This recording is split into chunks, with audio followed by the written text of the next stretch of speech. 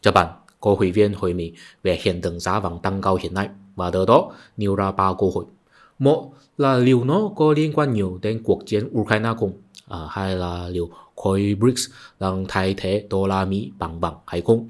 Cuối cùng là liệu điều đó có kết thúc việc trực tờ thế giới bị chi phối bởi đô la từ thế chiến hay đến nay hay không? Sau khi xem xét nhiều nguồn tin, lấy giải thích thuyết phục nhất với Mỹ là từ Investment Bank JP Morgan.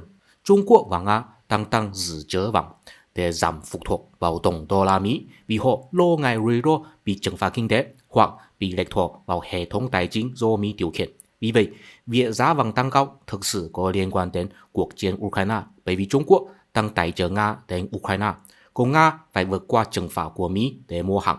Nhưng mình không nghĩ bá quyền đô la Mỹ sẽ vì vậy mà bị ảnh hưởng nhiều.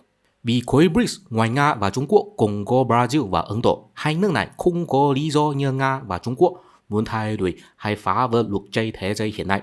Nếu buộc phải chọn một bên, họ chắc chắn sẽ chọn phương Tây.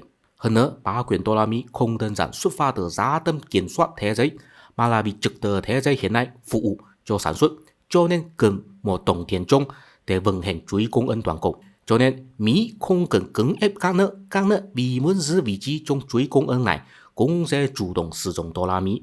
Tuy nhiên, các nước và các nhà đầu tư lớn vẫn tận dụng nhiều công cụ tài chính như vàng, cổ phiếu, trái phiếu, các loại tiền tệ khác, thậm chí crypto để giảm rủi ro phụ thuộc vào đô la Mỹ. Nhưng miễn là Mỹ vẫn giữ vị trí trung tâm trong chuỗi cung ứng toàn cầu thì bá quyền đô la Mỹ vẫn vững chắc. Theo mình, muốn thay đổi tình hình này khó có thể làm được bằng biện pháp tài chính mà phải thông qua chiến tranh hoặc ở cái mảng công nghiệp mới. Vì mình không tin Nga mà Trung Quốc có thể đánh bại Mỹ trên chiến trường, cũng không tin họ sẽ tạo ra của cái mảng công nghiệp mới trong tương lai. Cho nên mình tin rằng cho mấy năm tới bá quyền đô la Mỹ sẽ không thay đổi. Mình xin chia sẻ một suy nghĩ cá nhân. Có lẽ với nhiều người Việt, họ thích Nga và Trung Quốc hơn Mỹ, cho nên hy vọng rằng dù Nga và Trung Quốc không thay thế Mỹ, ít nhất cũng có thể kiềm chế bá quyền Mỹ. Nhưng theo kết cấu lịch sử mà mình tóm lại, cả Nga và Trung Quốc đều là tàn dư của thời đại cũ, tức là trực tự tôn giáo. Cả Putin và ông Tập đều từng giải lịch sử cho Trump rằng Ukraine không phải là một dân tộc thực sự vì nó thuộc về văn minh Nga, và Trung Quốc là một nền văn minh 5.000 năm không gián đoạn với Trump, nói chung là với người Mỹ.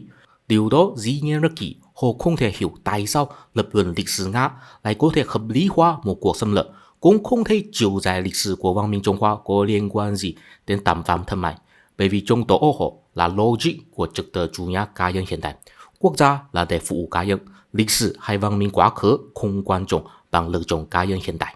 Nhưng với Putin và ông Tập, họ vẫn coi Nga là hóa thân của văn minh Á Âu, còn Trung Quốc là hóa thân của Thiên Chủ Đông Á. Nói cách khác, họ xem quốc gia mình như một văn minh tôn giáo không tôn trọng cá nhân nhiều lắm. Có lẽ điều này cũng có thể liên hệ với Việt Nam. Dù phần lớn lịch sử dân tộc Việt là chưa hậu của Đế quốc Trung Hoa, nhưng người Việt từng hai lần muốn xây dựng một đế quốc tôn giáo sánh vai với Trung Hoa. Đó là khi Hồ Quý Ly đổi quốc hiệu thành Tài Ngũ và vua Minh Mạng đổi quốc hiệu thành Tài Năm. Từ bỏ quốc hiệu Việt vốn nghĩa là một vùng biên viễn so với Trung Nguyên. Mình không chắc người Việt hôm nay còn quyến liên với lý tưởng lập một nền văn minh tôn giáo độc lập hay không.